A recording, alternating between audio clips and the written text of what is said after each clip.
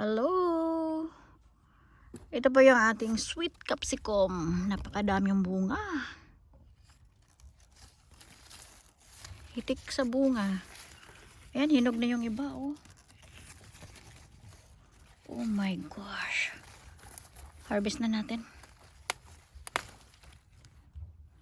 Matamis po ito.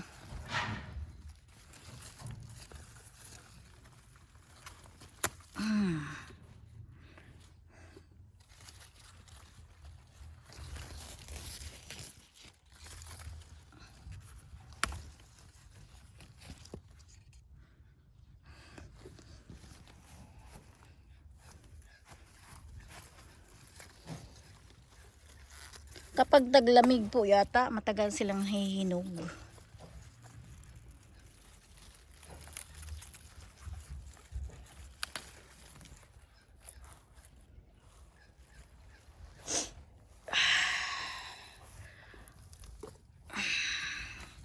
Ito, hinog na hinog.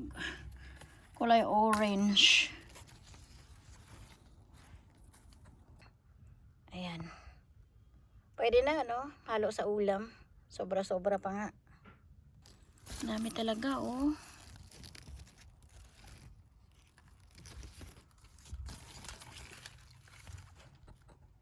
Mukhang nadapuan na naman ng sakit ito. Na-deform, tapos nangulubot pa. Dami kasing insekto. Hindi ako nag-spray. Tingnan nga natin yung bayabas kung pwede na. Hindi pa, malayo pa yan. Nagbabago na kasi ang kulay eh. Tingnan nyo, parang dilaw.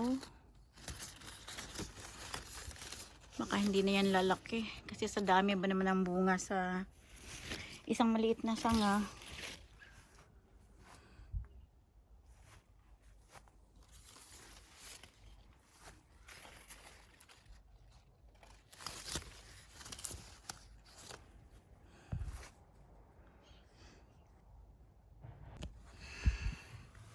Tingnan nyo yung ating purple na elephant ear. May damo siya. May weed.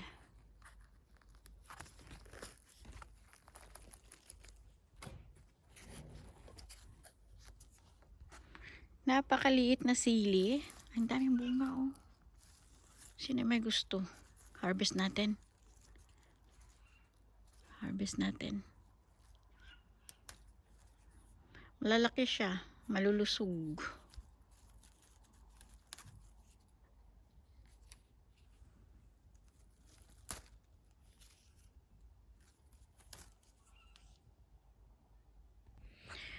Tingnan niyo itong dahon.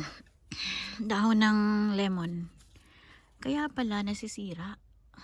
Tingnan yung likod, oh. Merong namamahay dito na nakatira. Ano yan? Merong laman yan sa ilalim. May yan sa loob. Yan yata yung magiging uod na kulay green. Sinisira nila pati yung mga talbos pa lamang. Ito yung ginawa ko kahapon. Nilinis ko muna yan. Tapos nilipat ko sa mga medyo malalaking paso yung mga halaman. Ayan, medyo gumanda na sila, oh. Napakaganda ng kanalili. Tingnan nyo yung kulay ng dahon na. Napaka dark red. Super ganda talaga. Buti naman nakasurvive yung aking chain of hearts.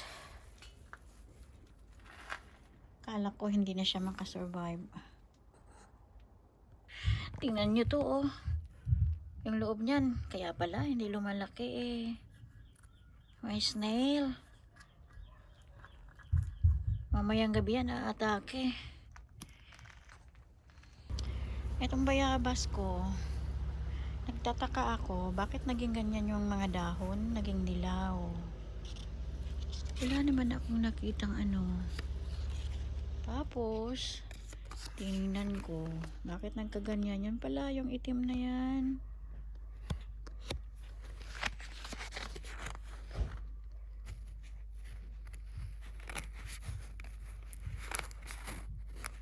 Mayroon siyang katas sa ilalim.